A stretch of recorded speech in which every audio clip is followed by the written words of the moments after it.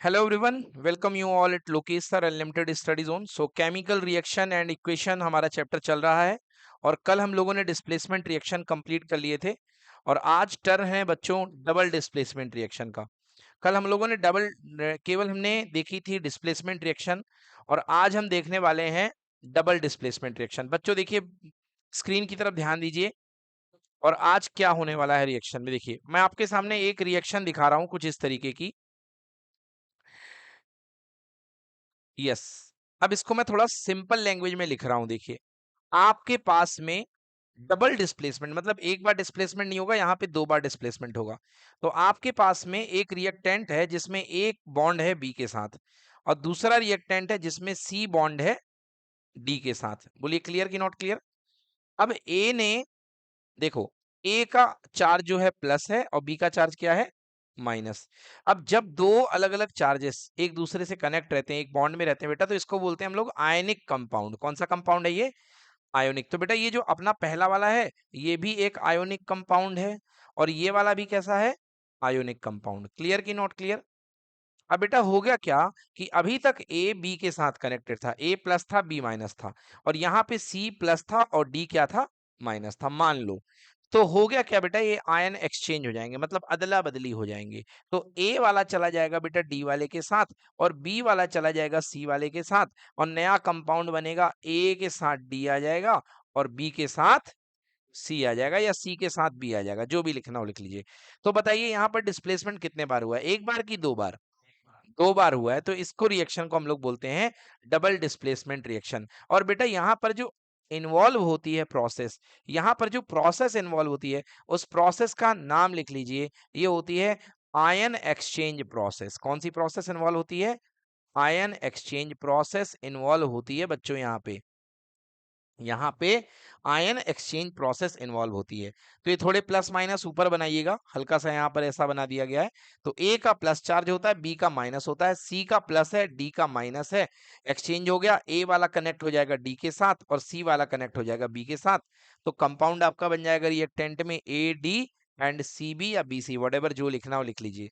So what is this double displacement reaction? The reaction where a participate is formed, precipitate is formed by exchange of ion between the reactant are example of double displacement reaction. देखो बेटा, most double displacement reaction में precipitate form होगा, but ऐसा जरूरी नहीं है कि सब में ही फॉर्म हो। मतलब हर प्रेसिपिटेशन रिएक्शन एक डबल डिस्प्लेसमेंट होती है, but her double displacement reaction precipitation reaction हो ऐसा कोई जरूरी नहीं है। क्लियर हो गया? ऐसा कोई जरूरी नहीं है। चलिए देखिए एग्जाम्पल के लिए अगर मैं आपको एक रिएक्शन बताऊं, देखिए ये देखिए HCl प्लस NaOH। ये देखिए बेटा ये एसिड है HCl और बेटा NaOH जो है बेस है।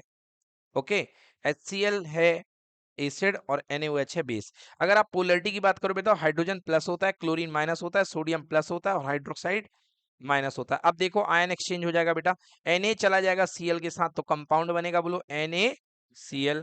बेटा ये एक्वस फॉर्म में बनेगा, मतलब पानी में इसका सोल्यूशन मिला रहेगा और साथ में क्या बन जाएगा बेटा HOH।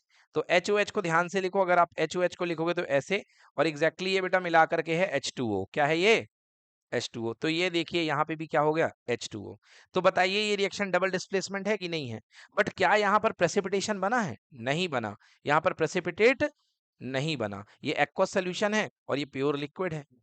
तो बेटा आपको कहने का मतलब है कि हर डबल डिस्प्लेसमेंट रिएक्शन प्रेसिपिटेशन नहीं होती है, मगर हर प्रेसिपिटेशन रिएक्शन डबल डिस्प्लेसमेंट होती है। यस, तो इसका एक नमूना है प्रेसिपिटेशन रिएक्शन। कोई जरूरी नहीं कि प्रेसिपिटेट होगा, बट प्रेसिपिटेट हो सकता है। तो डबल डिस्प्लेसमेंट रिएक्शन ऐसी रिएक्शन होती है जिसमें कि आयन एक्सचेंज होते हैं। So I am not satisfied with this type of definition. The reaction where a precipitate is formed, no not necessary बेटा, ऐसा कोई जरूरी नहीं है कि प्रेसिपिटेट फॉर्म होगा। जैसे इस रिएक्शन में देखिए प्रेसिपिटेट फॉर्म नहीं हो रहा है। ओके, सो यहाँ पे the reaction where exchange of ion, यहाँ पे ये चीज मिटा दीजिए, यहां से लिखेंगे the reaction where exchange of ion between reactants are example of double displacement reaction. ये हो जाएगा क्योंकि यहाँ पे आयन एक्सचेंज प्रोसेस इन्वॉल्व होती है। चलिए देखिए, अब यदि हम देखें तो प्रेसिपिटेट, अब यहाँ, हाँ पहले लिख लीजिए इसको, लिख लीजिए और एग्जाम्पल में ये रिएक्शन लिख लीजिएगा। हाँ, एग्जाम्पल में ये रिएक्शन लिख लीजिएगा। Okay, HCl plus NaOH equal to NaCl plus H2O, ये रिएक्शन लिख लीजिए एज एन एग्जाम्पल। अरे रुक जाओ, अभी बाद में करेंगे एक्सपेरिमेंट।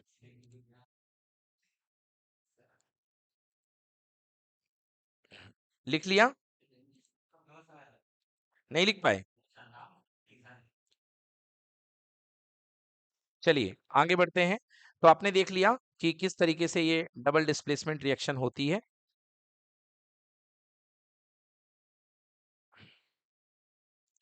ओके, अब डबल डिस्प्लेसमेंट रिएक्शन का जो एक पार्ट है बेटा, डबल डिस्प्लेसमेंट रिएक्शन का एक पार्ट है,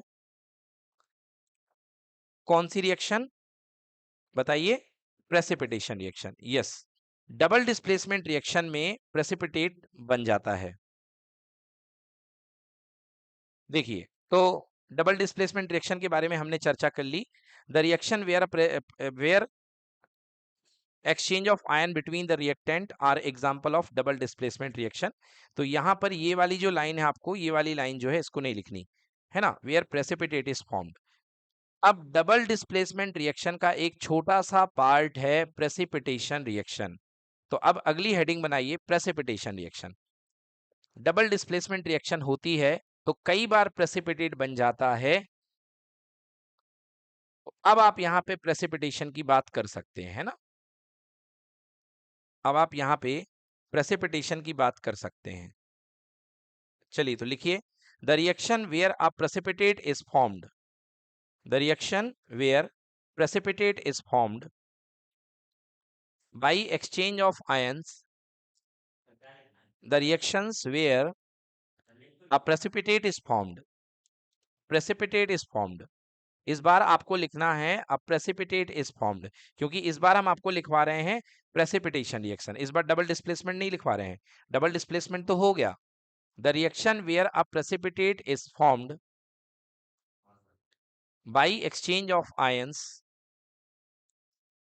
by exchange of ion between the reactants is called कौन सी reaction? Precipitation reaction, right. Okay, is called precipitation reaction. Okay, now अब सवाल उठता है कि ये प्रेसिपिटेट क्या होता है।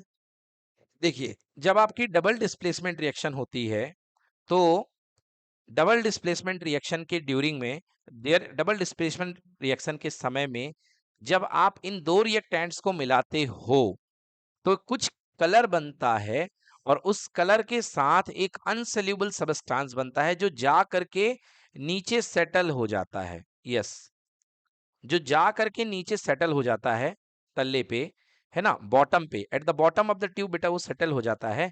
तो उसको हम बोलते हैं, उस इनसोल्यूबल सब्सटेंस को हम क्या बोलते हैं? प्रेसिपिटेट। तो नोट कर लीजिए, during double displacement reaction an insoluble substance, insoluble मतलब ना घुलने वाला, ना घुलने वाला सब्सटेंस बनता है, उसको हम क्या बोलते हैं? प्रेसिपिटेट बोलते हैं। नोट कर लीजिए, during double displacement reaction an insoluble substance is formed is known as precipitate। Clear? याद रखिएगा, जो प्रेसिपिटेट होगा वो सोल्यूबल होगा कि इनसोल्यूबल होगा? इनसोल्यूबल होगा, ठीक ना।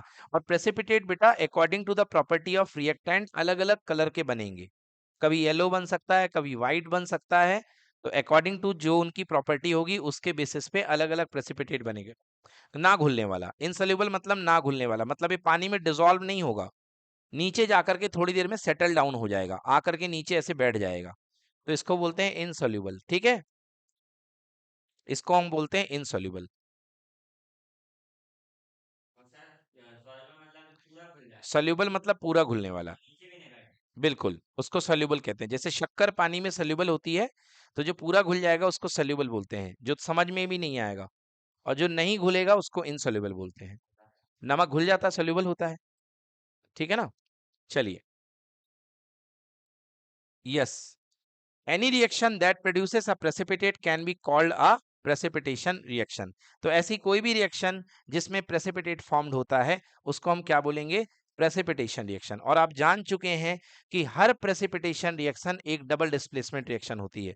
कॉपी में लिख लीजिए, every precipitation reaction is a double displacement reaction. लिख लीजिए, एवरी प्रेसिपिटेशन रिएक्शन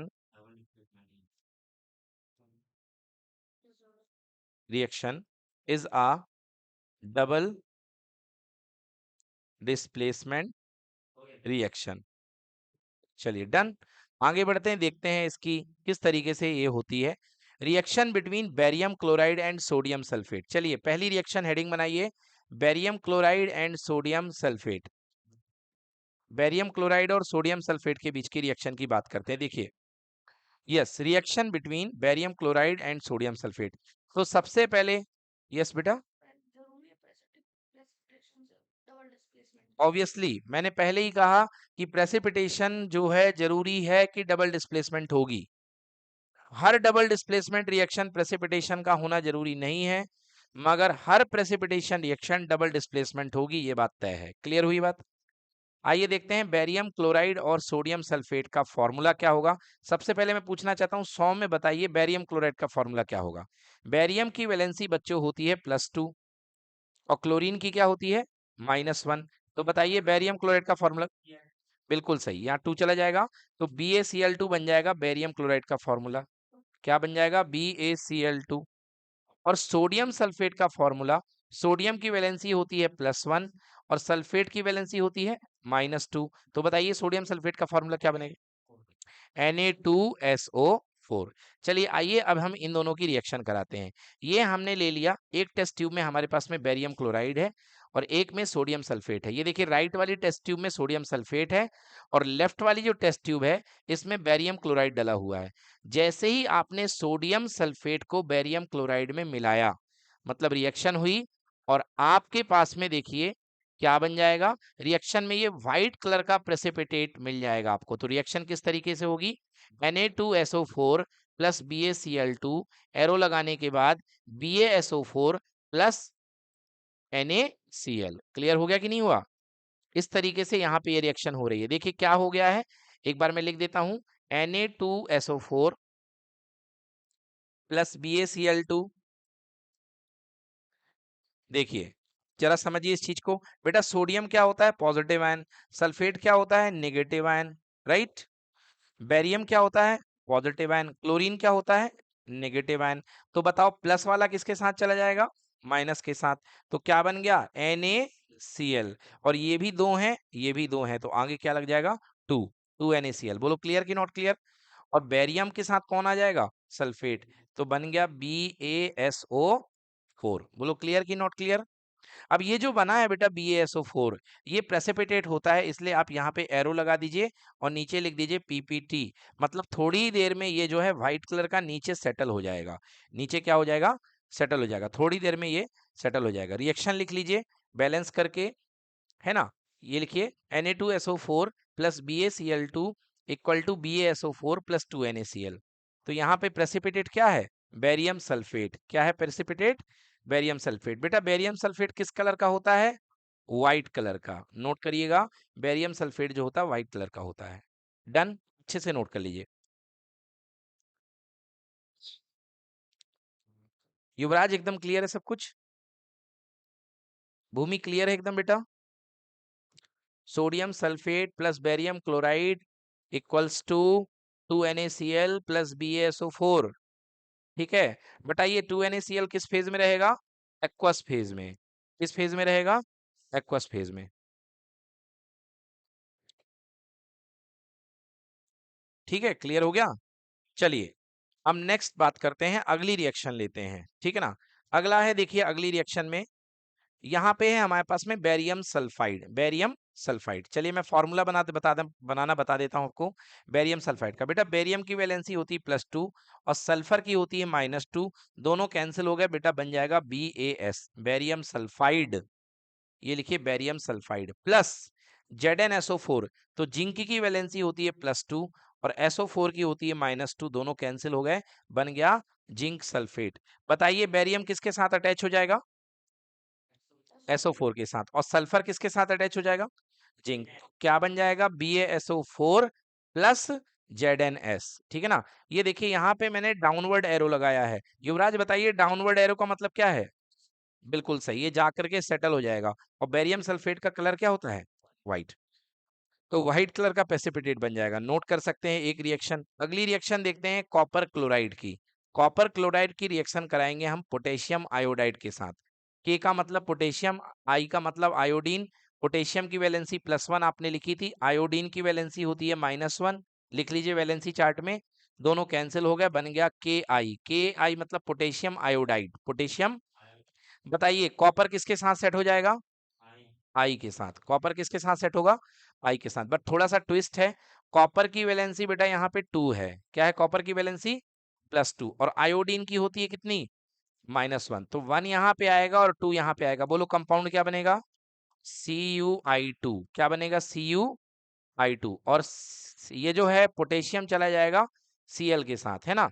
तो CuI2 बन जाएगा। आगे देखो, पोटेशियम की वैलेंसी होती है +1 और क्लोरीन की वैलेंसी होती है -1। तो इससे ये कैंसिल हो गया। बोलो क्या बन गया?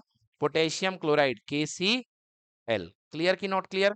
अब हमको क्योंकि आयोडीन 2 चाहिए हैं, अभी हम बैलेंस कर देते हैं। देखो सबसे पहले बना देते हैं। ये बना दिया हमने CuI2 और साथ में क्या बना दिया? KCl। बन गया कि नहीं बना? बट आप देखिए आयोडीन 2 है और यहाँ पे कितना है? 1। तो बताओ हमको क्या लगाना पड़ेगा यहाँ पे? ×2 करना पड़ेगा, क्योंकि हमको आयोडीन 2 बनाने हैं। तो देखिए हमने ×2 किया। ×2 करने के साथ पोटेशियम भी 2 हो गया, कैल्शियम तो ऑलरेडी 2 था ही, तो यहाँ पे क्या आ जाएगा? 2KCl। नोट कर लीजिए इस बैलेंस रिएक्शन को।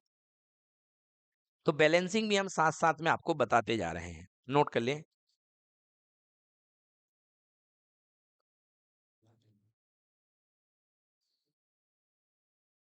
हम्म।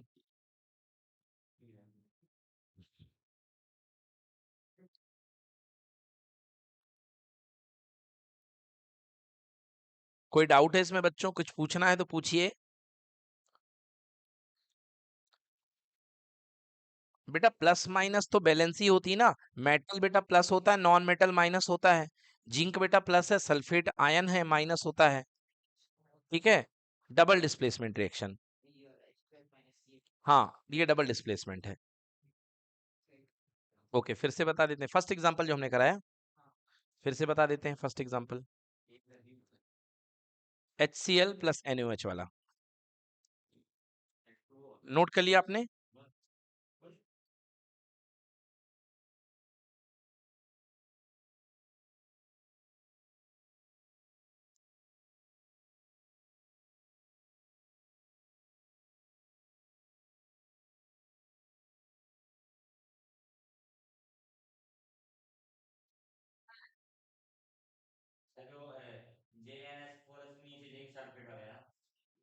जी,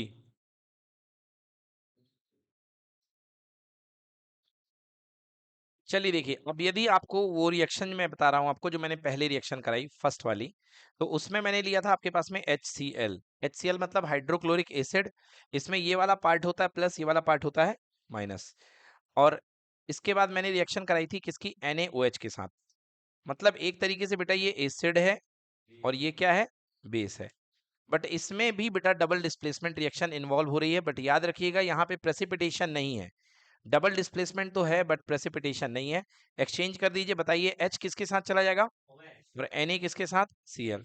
तो NaCl बना दीजिए, सोडियम क्लोराइड का एक्वा सोल्यूशन बन जाएगा। और प्लस HOH का मतलब हो गया H2O लिक्विड फॉर्म में। बोलिए क्लियर कि नॉट क्लियर? अब ये देखिए यहाँ पर NaCl बन रहा है, बट ये PPT नहीं है, ये प्रेसिपिटेट नहीं है, इसलिए ये डबल डिस्प्लेसमेंट तो कही जाएगी, बट ये प्रेसिपिटेशन रिएक्शन का एग्जाम्पल नहीं है। तो double displacement reaction every time precipitation reaction हो ऐसा कोई जरूरी नहीं है, but her precipitation reaction double displacement होगी। जब प्रेसिपिटेट नहीं बनेगा तो प्रेसिपिटेट नहीं होगी। अगर प्रेसिपिटेट बनेगा इनसॉल्युबल सब्सटेंस तो होगा।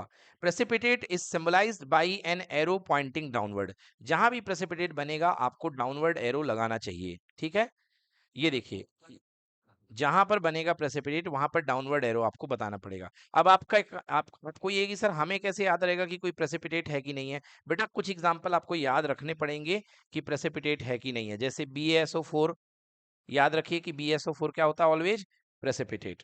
लेड आयोडाइड PbI2, बेटा क्या होता है ये? सॉरी PbI, ये भी क्या होता है? प्रेसिपिटेट है।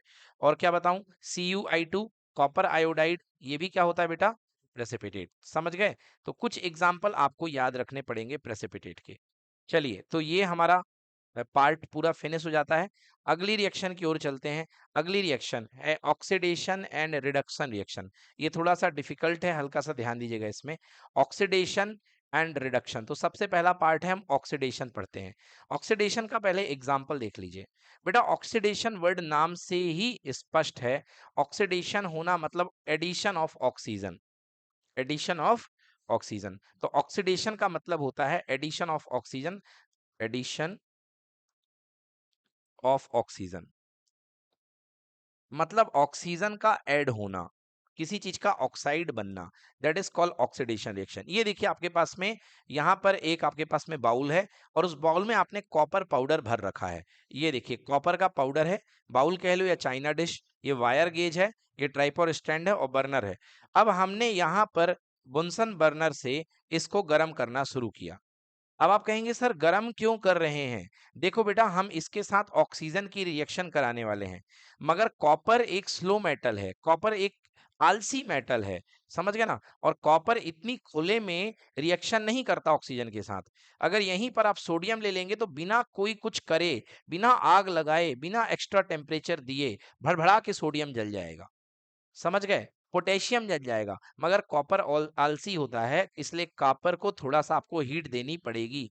तो आपने हीट दिया, तो जैसे ही आप कॉपर को हीट देंगे, कॉपर के साथ ऑक्सीजन ट्रीट करेगा, ऑक्सीजन भिड़ेगा और ये पूरा ऊपर का पार्ट क्या हो जाएगा?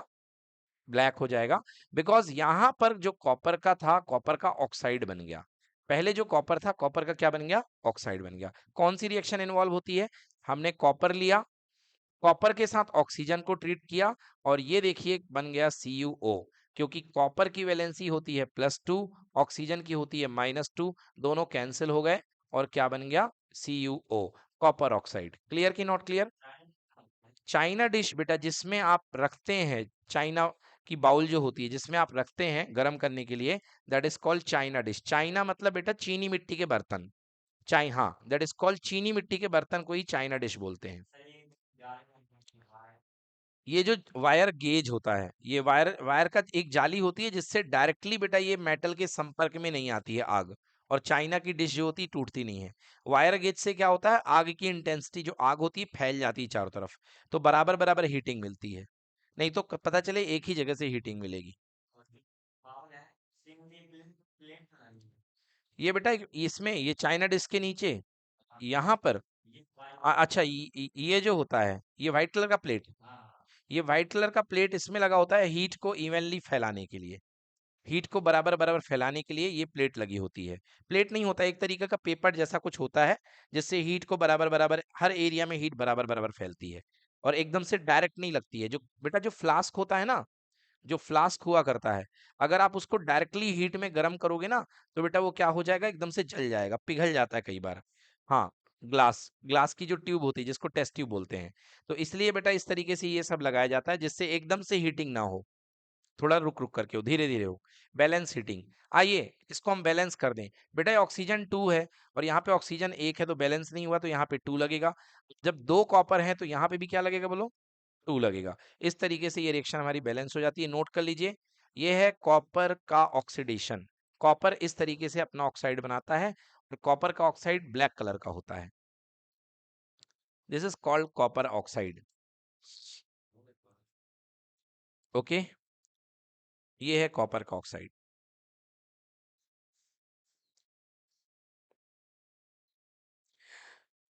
अच्छा मुझे बताइए कि ये कैसी रिएक्शन है, एक्सोथर्मिक या endothermic?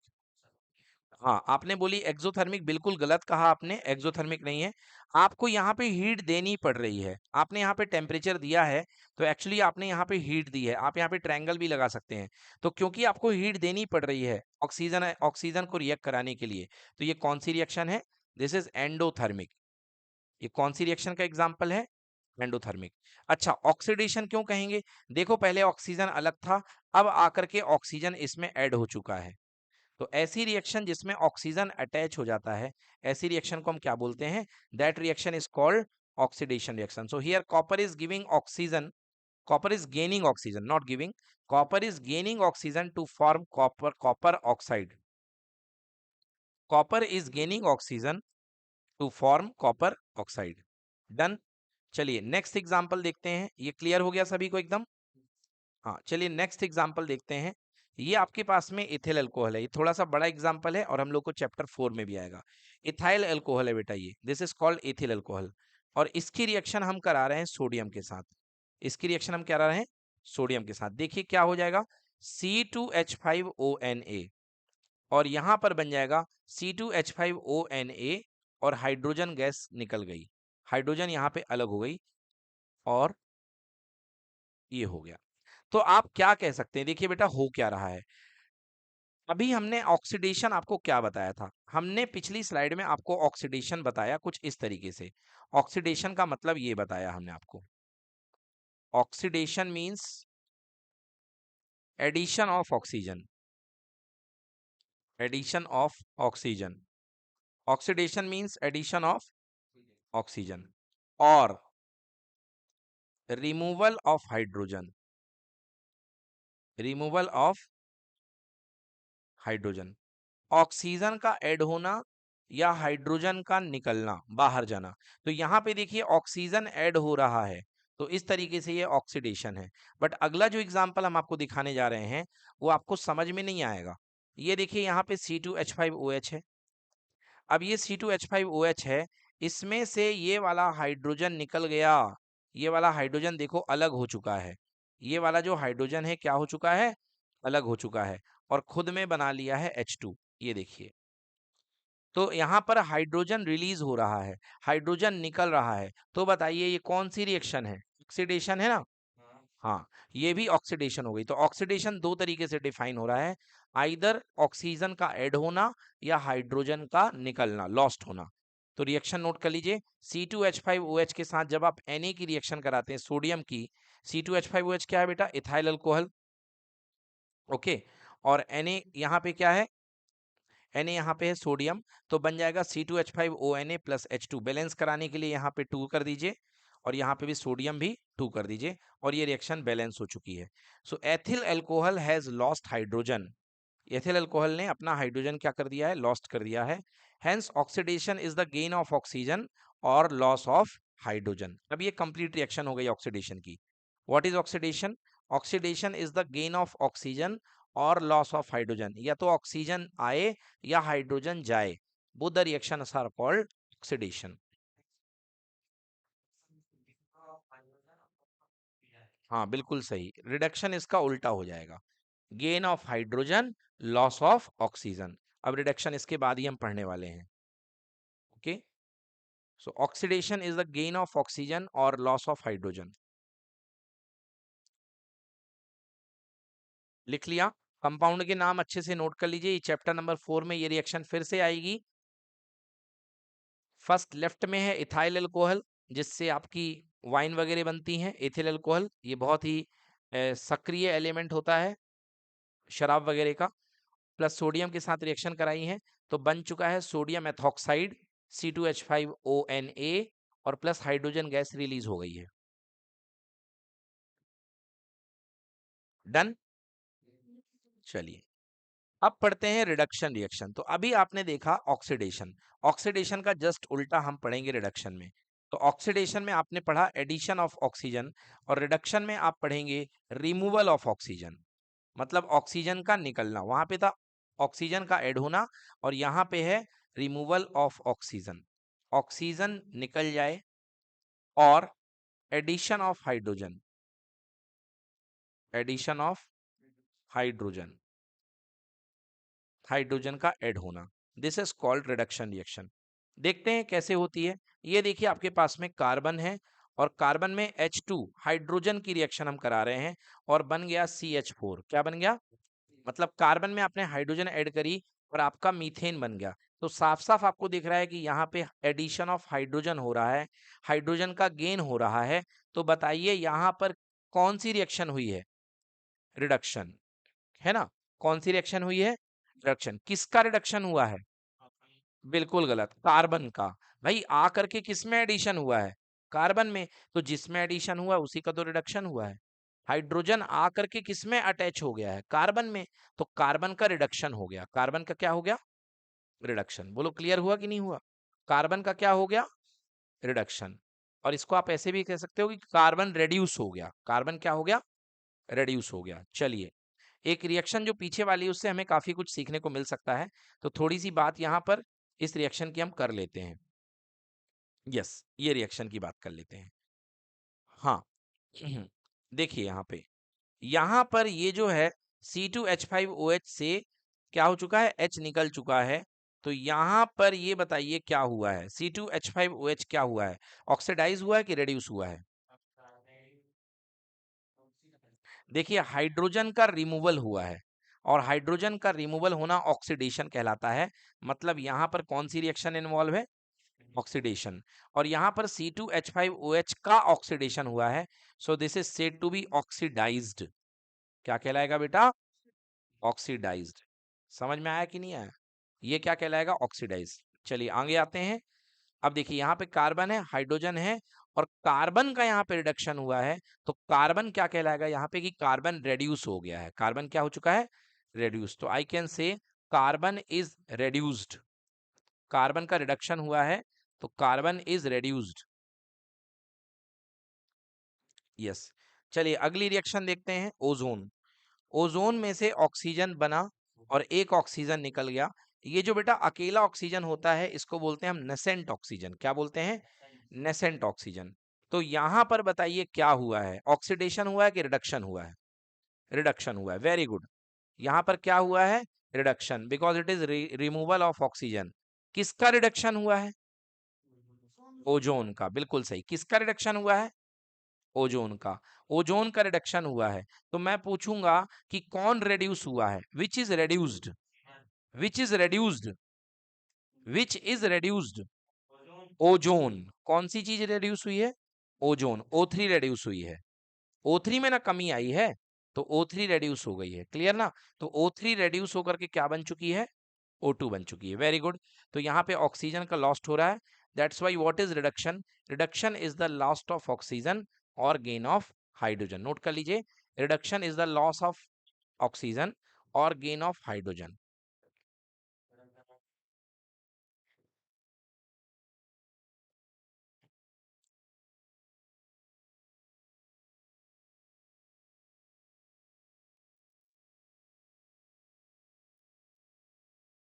Reduction is loss of oxygen और गेन ऑफ हाइड्रोजन।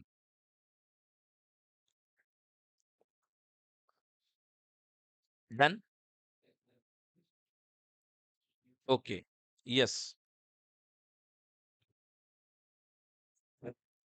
अभी आपने जो रिएक्शन देखी, आपने ऐसी रिएक्शन देखी जिसमें वन साइडेड आपको क्या दिख रहा था? कि या तो रिडक्शन हुआ है और या तो ऑक्सीडेशन हुआ है। मतलब साथ ही साथ आपको ऑक्सीडेशन अकेला दिखा और रिडक्शन अकेला दिखा। अब हम आपको ऐसी रिएक्शन दिखाएंगे जिसमें ऑक्सीडेशन और रिडक्शन आपको साथ साथ में दिखेंगे। तो ऐसी रिएक्शन जिसमें रिडक्शन और ऑक्सीडेशन साइमल्टेनियसली होते हैं, एक ही साथ होते हैं, ऐसी रिएक्शन को क्या बोलते हैं? Redox reaction. So when oxidation and reduction takes place simultaneously, मतलब साथ साथ, in a given chemical reaction is called redox reaction. ऐसी रिएक्शन को हम क्या बोलते हैं? Redox reaction. नोट कर लीजिए, when oxidation and reduction takes place simultaneously, जब ऑक्सीडेशन और रिडक्शन साथ ही साथ होते हैं, तो ऐसी रिएक्शन को हम रेडॉक्स रिएक्शन बोलते हैं। It is known as redox reaction.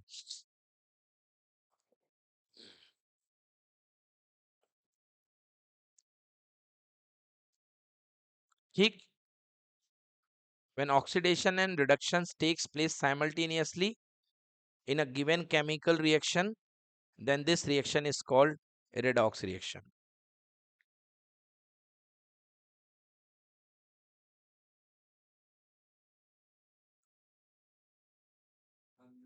Clear?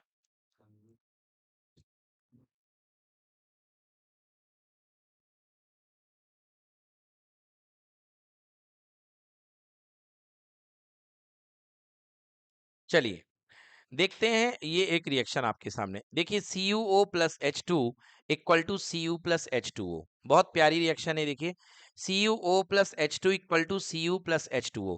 आप देखिएगा और मैं आपसे पूछता हूं, देखिए CuO से Cu बन गया है, तो बताइए क्या हुआ है, एडिशन ऑफ हाइड्रोजन या removal of oxygen? Removal of oxygen. और रिमूवल ऑफ ऑक्सीजन को क्या बोलते हैं? रिडक्शन। तो यहां पर क्या हुआ है बच्चों? रिडक्शन हुआ है। मैं आपसे पूछूंगा कौन रेड्यूस हुआ है? CuO। मेरा सवाल अच्छे से सुनिए, ये सवाल आपके एग्जाम में आएंगे। रिडक्शन हुआ है, कौन रेड्यूस हुआ है? किस में रेड्यूस हुआ है? Cu में। CuO किस में रेड्यूस हुआ है? Cu में। अब ये देखिए H2 से H2O बन गया है, तो बताइए gain of oxygen, gain of, and gain of oxygen is called oxidation. Gain of oxygen is called oxidation. कौन ऑक्सीडाइज हुआ है? H2। किस में ऑक्सीडाइज हुआ है? H2O में। समझ में आ गया? तो आपको यहाँ पे ऑक्सीडेशन भी देखने को मिल रहा है, आपको यहाँ रिडक्शन भी देखने को मिल रहा है। When oxidation and reductions simultaneously occur together, this is called redox reaction. ठीक है, क्लियर की नॉट क्लियर? तो ऐसी रिएक्शन जिसमें ऑक्सीडेशन और रिडक्शन साथ में हो, तो उसको हम क्या बोलते हैं? Redox reaction. देखिए फर्स्ट में oxygen is lost, so therefore the first part is called reduction, and in the second part oxygen is gained, O2 is added, so the second part is called oxidation, and both the reaction completely is called what? Redox reaction. CuO is changing to Cu. Yes, Cu change हुआ है, oxygen is being removed from CuO, और copper oxide is reduce to copper. देखो मैंने बताया कि कौन reduce हुआ है? Copper oxide. किस में रेड्यूस हुआ है? कॉपर में, Cu में। यहाँ पे H2 किस में बदल गया? H2O में। मतलब oxygen being added to the hydrogen, तो हाइड्रोजन क्या हो गया बेटा? ऑक्सीडाइज। किस में ऑक्सीडाइज हो चुका है? H2O में, मतलब वाटर में। क्लियर हो गया?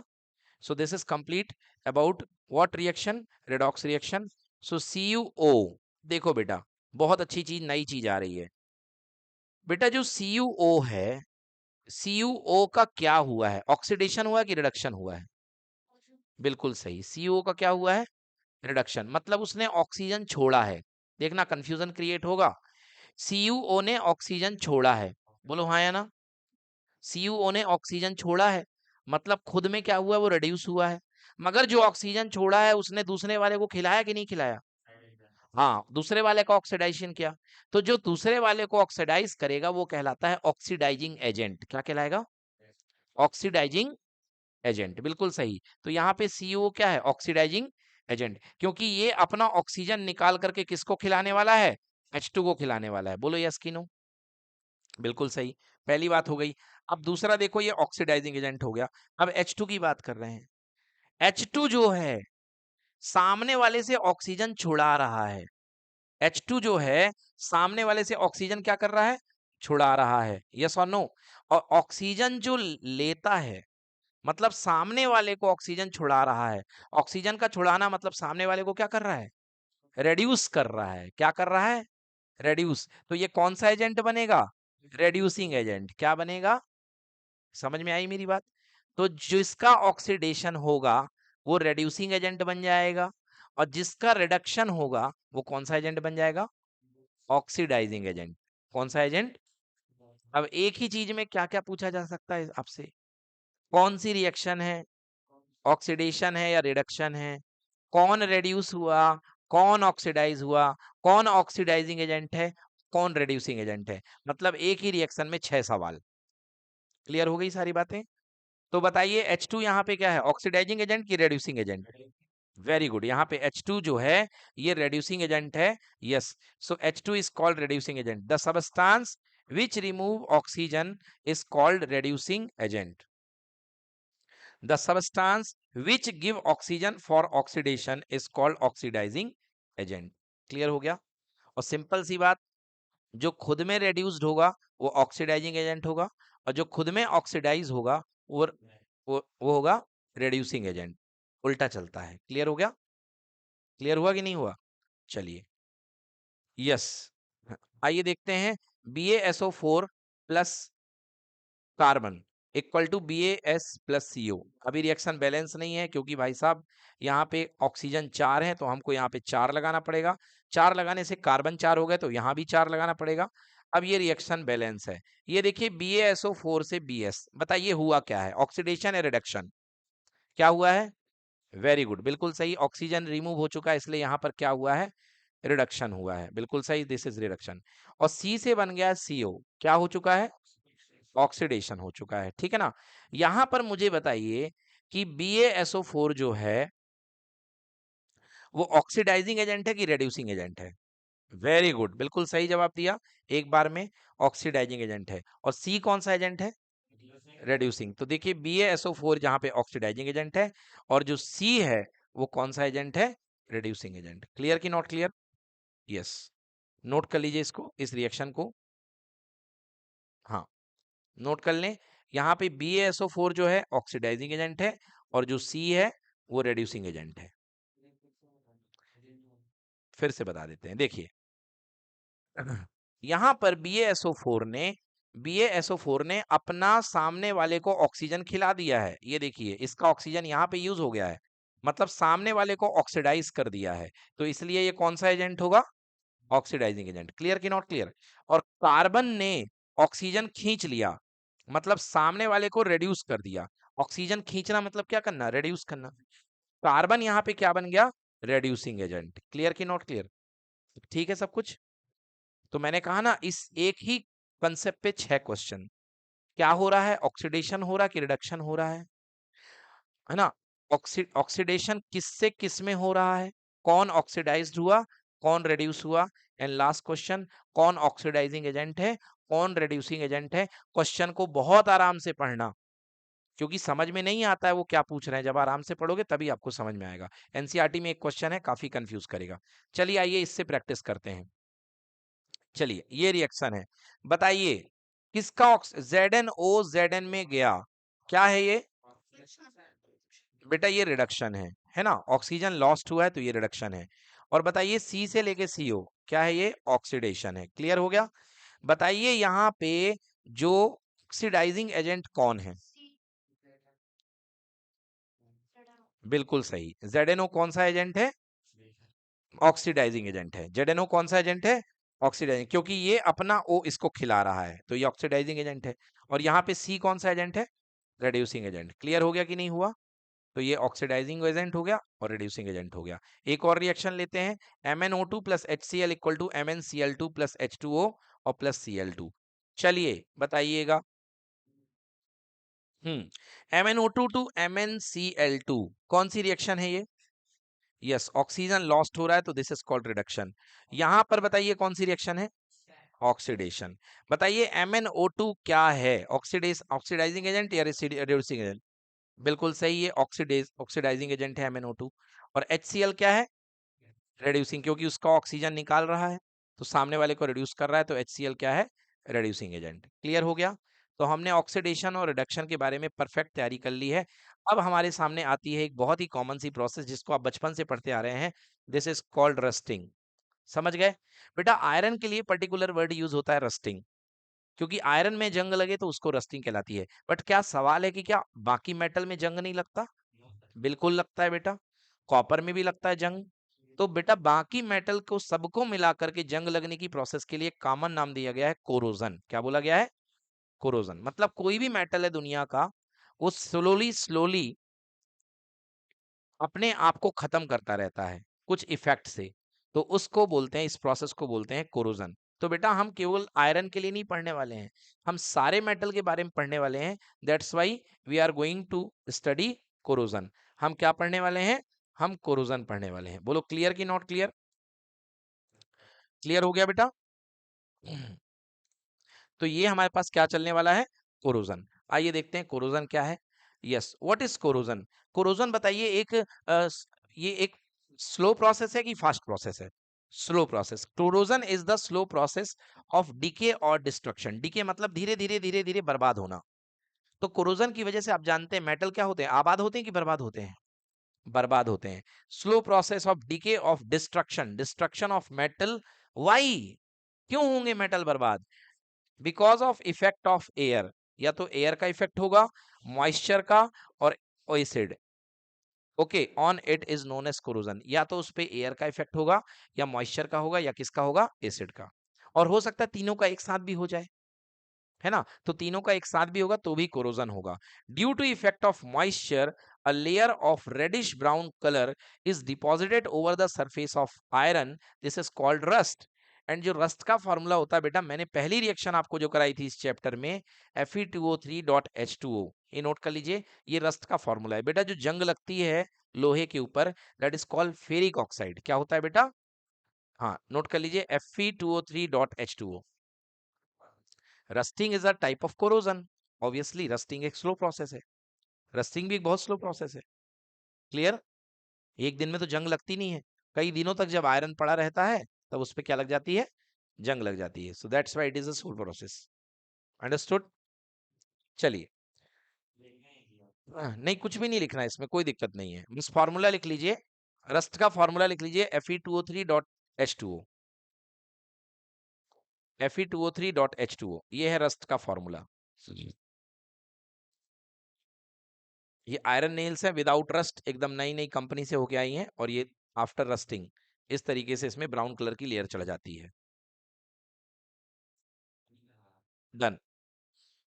Copper objects get coated. अब हम कॉपर की बात कर रहे हैं, अगर आपने कॉपर का कभी रस्ट देखा है तो कहीं पर कॉपर की पाइप वगैरह आपने देखे होंगे तो ग्रीन कलर की उसके ऊपर लेयर बन जाती है, तो that is called rusting of copper. ये देखिए ओरिजिनल कॉपर है विदाउट ऑफ रस्ट, बट जब इसी कॉपर में रस्ट लग जाती है, मॉइस्चर और कार्बन डाइऑक्साइड, मतलब एटमॉस्फेयर में मॉइस्चर भी होता है और कार्बन डाइऑक्साइड भी होती है, तो बेटा देखिए कॉपर कुछ इस तरीके से होता है। अगर आपके यहाँ एसी लगा हुआ है तो एसी की जब वॉल्व साफ होती है तो आप देखेंगे इस तरीके की लेयर बन जाती है बेटा, लगभग लगभग ब्लू ग्रीन कलर की, तो ये कॉपर का रस्ट है। क्या है ये? कॉपर का रस्ट है। तो copper object get coated with a green substance called copper carbonate with the passage of time. जैसे जैसे समझ बीतता है तो बेटा कॉपर के ऊपर रस्ट लग जाती है, and that is called copper carbonate. ठीक है? This green substance is formed due to the reaction of copper with carbon dioxide and moisture present in the atmosphere. तो देखो बेटा, कॉपर के ऊपर जंग ऑक्सीजन की वजह से नहीं लगती है, सबकी पसंद अलग अलग है। कॉपर के ऊपर जो जंग लगती है वो किसकी वजह से लगती है? कार्बन डाइऑक्साइड की वजह से। किसकी वजह से? कार्बन डाइऑक्साइड की वजह से। क्लियर हो गया? और कॉपर जो होता है कार्बन डाइऑक्साइड के साथ रिएक्ट करके क्या बनाता है? Copper carbonate. क्या बनाता है? Copper carbonate. चलिए अब बात करते हैं सिल्वर की। आप गेस कर सकते हैं कि सिल्वर में जंग किसकी वजह से लगेगी? हाँ, ऑक्सीजन की वजह से कि कार्बन डाइऑक्साइड की वजह से? ठीक है, आपने कहा कि सिल्वर में कार्बन डाइऑक्साइड की वजह से। चलिए ठीक है, देखते हैं। तो सिल्वर जब बेटा जंग लगती है, आपने देखा होगा कि हमारी मम्मी लोग जो पायल वगैरह पहनती हैं, समय के साथ वो पायल काली पड़ जाती है, हो जाती है ना, फिर उसको धुलने के लिए नींबू या अचार से रगड़ रगड़ करके उसको हम साफ करते हैं। समझ गए? हाँ, या कोई भी बेसिक या एसिडिक मटेरियल से, है ना, उसमें आप वो भी यूज कर सकते हैं, जो बर्तन धोने के लिए डिश वॉश बार होता है ऑब्वियसली, तो उससे भी आप इसको साफ कर सकते हैं। Silver object becomes blackened and loss their shining with the passage of time. ये देखिए बेटा, ये क्वीन विक्टोरिया का ओरिजिनल सिक्का, सिल्वर का चमचमाता हुआ नया सिक्का, जैसे ही आप इसको रख देंगे कुछ समय के लिए, तो हमारे एटमॉस्फेयर में एक गैस होती है जिसका नाम है हाइड्रोजन सल्फाइड। क्या नाम है बेटा? Hydrogen sulphide. इसमें जो सल्फर वाला पार्ट है बेटा, ये सिल्वर को बहुत पसंद करता है, और सल्फर जो है जा करके सिल्वर से रिएक्ट कर देता है और इस तरीके से सिल्वर को ब्लैक कर देता है। This is happen due to the reaction of silver with hydrogen sulphide gas present in the atmosphere. तो जो सिल्वर होता है बेटा, पैर वगैरह में जो पायल पहनते हैं, वो ऑक्सीजन से उसकी कोई लड़ाई नहीं है, उसकी लड़ाई किससे है? हाइड्रोजन सल्फाइड से। किससे लड़ाई है? हाइड्रोजन सल्फाइड से। ठीक है ना? यस। क्लियर हो गया कि नहीं हो गया? आ गया सौम्य का पसंदीदा टॉपिक, है ना। देखो, केमिस्ट्री भी ध्यान रख रही है उसका। ठीक है, तो ये हो गया हमारा कोरोजन। क्या होगा हमारा? कोरोजन। ठीक है ना। अगला टॉपिक हम सौम्य को डेडिकेट कर रहे हैं। ये लड़की जो है किससे बचने की कोशिश कर रही है? सौम्य से। ठीक है ना, ये लड़की सौम्य से बचने की कोशिश कर रही है। सब कोई जानते हैं, ठीक है ना। हम बिल्कुल बन रहा, बनना भी चाहिए। क्यों नहीं बनना चाहिए? तुम अमर हो गए भाई, बन रहा है। कोई दिक्कत, देखने तो कोई अच्छी बात है ना बेटा, ये तो ग्रेटिट्यूड है। चलो अच्छी बात है, टॉपिक पे वापस आते हैं। तो भाई साहब ये बहन जी ने, ये जो बहन जी हमारी, इन्होंने नाक क्या कर रखी है? बंद कर रखी है, क्योंकि इनको नाक में क्या दिक्कत हो रही है? स्मेल आ रही है। क्या हो रही है नाक में? स्मेल आ रही है। और इन्होंने हाथ में एक कटोरा ले रखा है, पेन ले रखा है, तो उस पेन से बदबू आ रही है। मुझे बता सकते हैं कि उस पेन से बदबू क्यों आ रही है? क्योंकि उसमें, नहीं, गलत बात है। जंग की बदबू इतनी नहीं होती है कि आप, जंग की बदबू इतनी तो नहीं होती है कि आप नाक बंद कर सकें। और क्या हो सकता है? और क्या हो सकता है? बहुत दिन से क्या रखा उसमें? चलिए देखते हैं, चलिए देखते हैं क्या हो सकता है। देखिए, देखिए क्या हो सकता है। अगर आप सुनेंगे प्लीज, अगर आप लोग oil containing food substance, oil containing food substance जैसे चिप्स, कुरकुरे, नमकीन, समझ गए ना, मतलब ऑयल कंटेन होना चाहिए। क्या कंटेन होना चाहिए? ऑयल, जिसमें ऑयल कंटेन हो, और आपने उसको बहुत दिन तक खुला रख दिया है। क्या रख दिया है? खुला। जैसे पूड़ी बना करके आप रख दीजिए खुले में, तो आप देखिए पूड़ी का स्वाद 2 या 3 दिन में ही बहुत बेकार हो जाता है। खुले में पूड़ी का स्वाद बिल्कुल बेकार हो जाता है। और घर वाले इस बात को जानते हैं, इसलिए आपको शायद उन्होंने पूड़ी वो खाने को नहीं दी होगी, कभी मना कर देते हैं कि भाई 2-3 दिन बाद पूड़ी नहीं खा सकते आप, क्योंकि ऑयल कंटेनिंग सब्सटेंस है। अगर आप उसको खुले में रखेंगे, तो जो बेटा उसका ऑयल होता है, उस सब्सटेंस में जो ऑयल है, वो एटमॉस्फेयर की ऑक्सीजन के साथ रिएक्ट कर लेता है, समझ गए। और एक पॉइजनस टाइप का, एक गंदा, समझ गए ना, स्मेलिंग कंपाउंड बना लेता है, और इस इफेक्ट को बोलते हैं रेंसिडिटी। क्या बोलते हैं? रेंसिडिटी। तो कभी भी आप यदि कोई पैकेट लें किसी भी नमकीन का, तो आप देखिए कि वो पैकेट कंप्लीटली एयर से बिल्कुल फ्लश किया गया हो, उसमें भरी हुई हो नाइट्रोजन गैस, क्योंकि अंदर ऑक्सीजन होती नहीं है। ऑक्सीजन होगी तो और खराब कर देगी कुरकुरे को। तो कौन सी गैस से पैक किया जाता है? नाइट्रोजन गैस से। कौन सी गैस से पैक किया जाता है?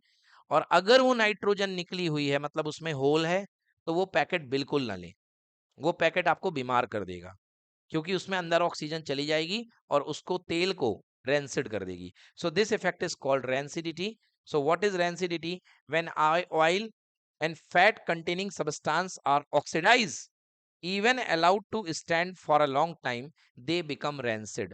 अगर ऑयल और फूड, ऑयल और फैट कंटेनिंग सब्सटेंस को काफी समय के लिए एटमॉस्फेयर में छोड़ देते हैं आप खुले में, तो वो रैंसिड हो जाएंगे, जिससे उनका टेस्ट खराब हो जाएगा।